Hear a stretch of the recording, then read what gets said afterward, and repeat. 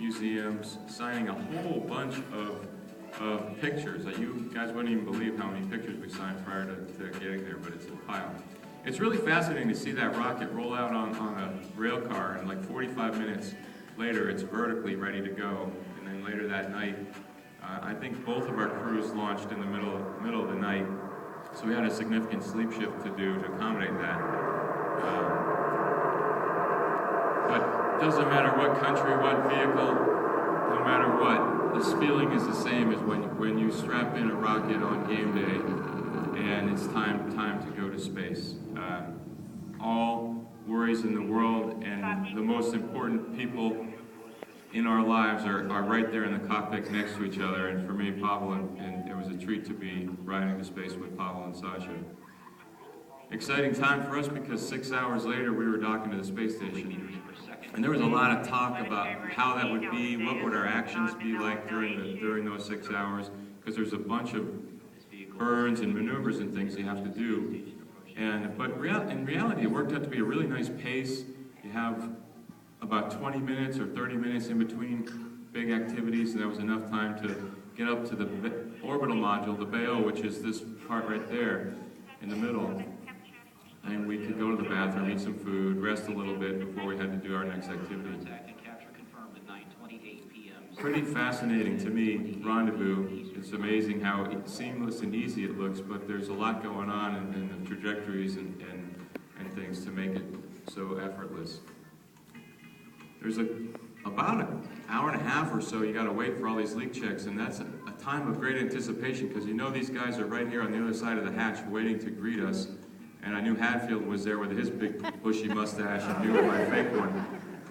So it was really cool to get in there and see him. But we were greeted by Chris, Tom, and Ramon, and to start the Expedition 35 portion of the trip. And it was a real treat to be with those guys. The space station is a big place, and Karen and I had both been there before on shuttle missions, but it just seemed so much larger to me with the few extra modules that were there, to include the cupola. Here you see what it's like floating around. It doesn't take that much effort. It kind of surprises me every time I get to space how little effort it takes, just fingertip pushing, and that's sufficient. In fact, if you push any harder, you're flailing around and kicking stuff off the wall. I don't know what possessed me to do this. The only person in the world that knew I was shaving it was my wife, and she encouraged me, so I'll blame her. But in all seriousness, that was kind of a fun thing for me to do, to welcome Luca and Karen, and to really, special times that you experience in space are made more special by the people that you share it with, and it was these laughs and smiles I'll have with me forever. And as funny as it is, hair was a big part of that.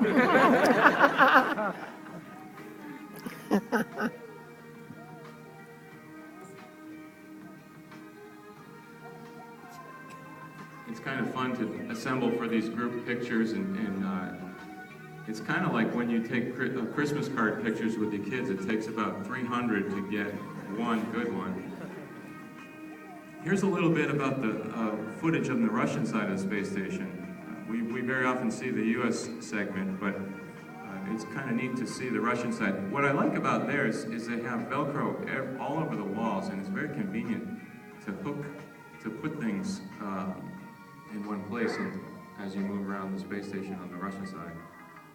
This is the FGB. You can kind of see it's a bunch of cargo and stuff on the bottom, and it's kind of a tight little squeeze. It's fun to see that's how you can tell if you're well adapted, if you can flow through the FGB and not hit anything in one straight shot.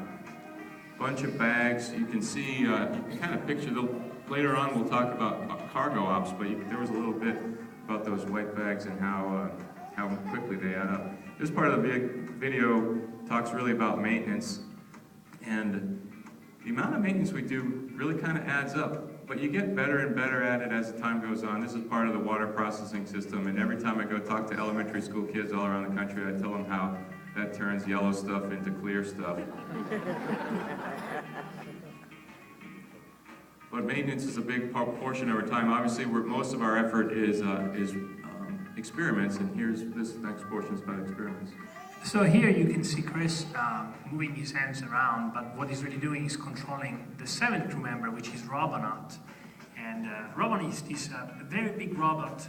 He would be 8 feet tall if he had legs, but he doesn't, so that's a good thing for us. And a lot of my crewmate. He's making a comment there. And thank you for watching. And he didn't have a lot to say, but we had a lot of experiments going with Astronaut, and these little robots that we call red and blue for lack of imagination are also part of an experiment that we were doing where they actually are able to control their path and their stability in space and move around. Here Chris is setting up with the glove box, and you'll see that it's not an easy task. And I mean, Chris is, he's a Navy SEAL, he's a strong guy, and you can see that he's really fighting the glove box, and in the end, when it didn't work, he just burned it. This is a different experiment. It's a study on how combustion works in space. But for me, one of the most interesting things to do in space is to study how our human body, our physiology changes. So here we are studying our spine, and Karen is trying to go through very thick muscles in Chris's body to find his spine.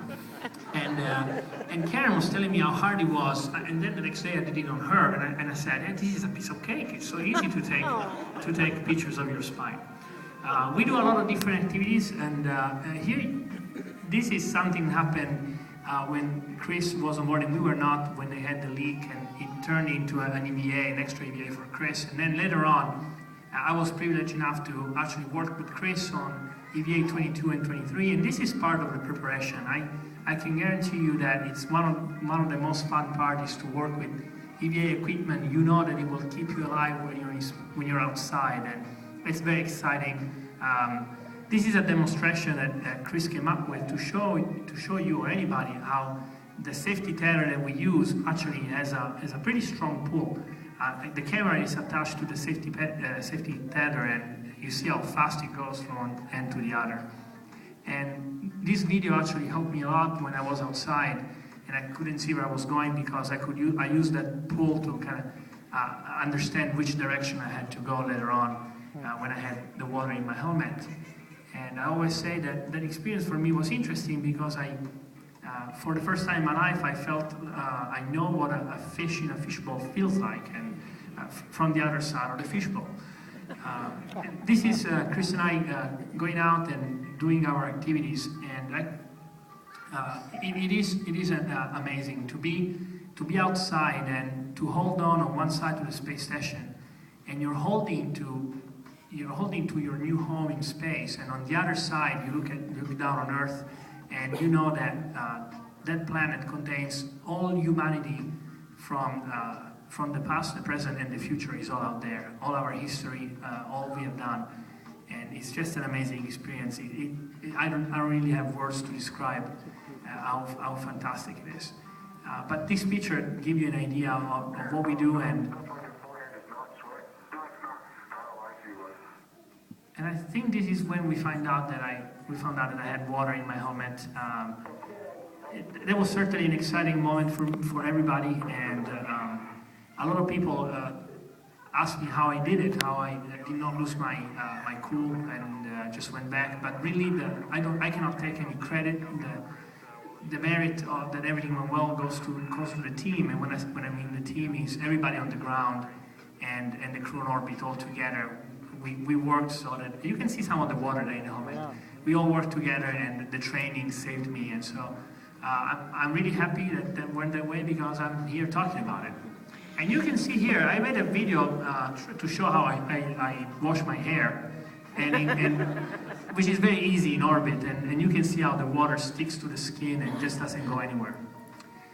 One of the things that we do in orbit that's really interesting is when we receive visiting vehicles. This is ATB. Sasha and I are listening to music. we're actually talking to the ground and waiting for the ATV to dock. And then Karen later on, in the same increment, was used her fantastic skill to capture flawlessly HTV, Kunotori 4, which is the white stork that brought us not kids, but very, very cool things like our clothes and food and all things that we like.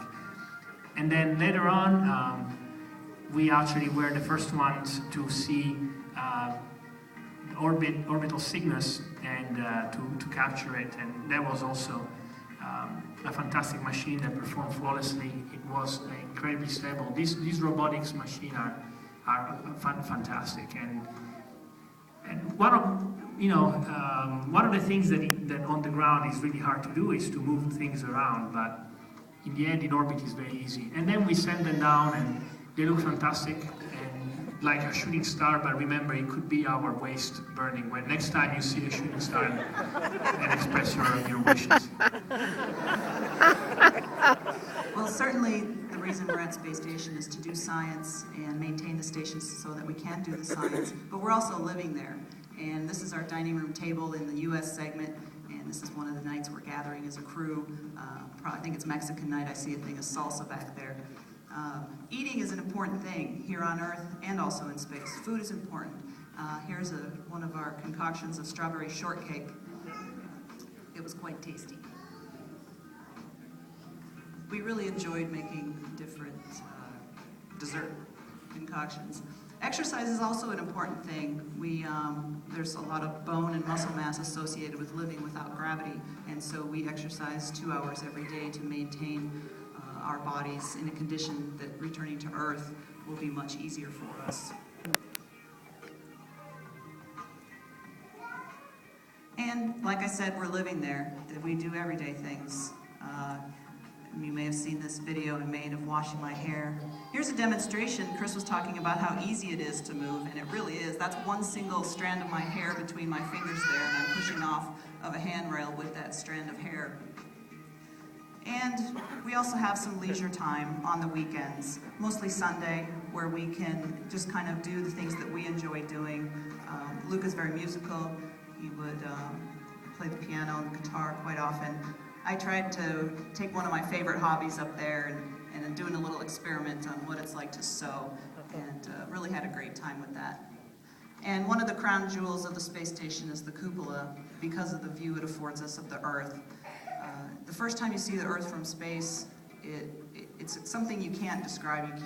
You can't really put into words. Maybe we need a poet to go to the space station. I have a hard time with words to describe it. All I know is we tried very hard to get pictures that show the colors and the depths that the space station affords the views of the Earth, and you just can't do it. There's not a picture that can give you this exact same feeling that you have when you look at the Earth.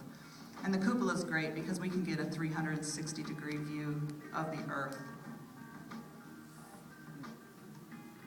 It truly is one of the most amazing things.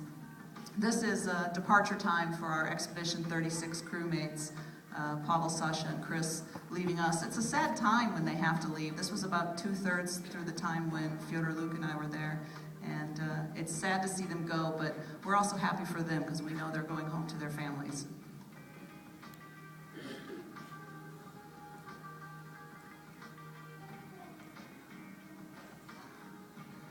Closing up the hatches, and before departure there is also a period of time where we're attached to the space station doing leak checks to make sure it's safe to leave, and then depart, undock from the space station.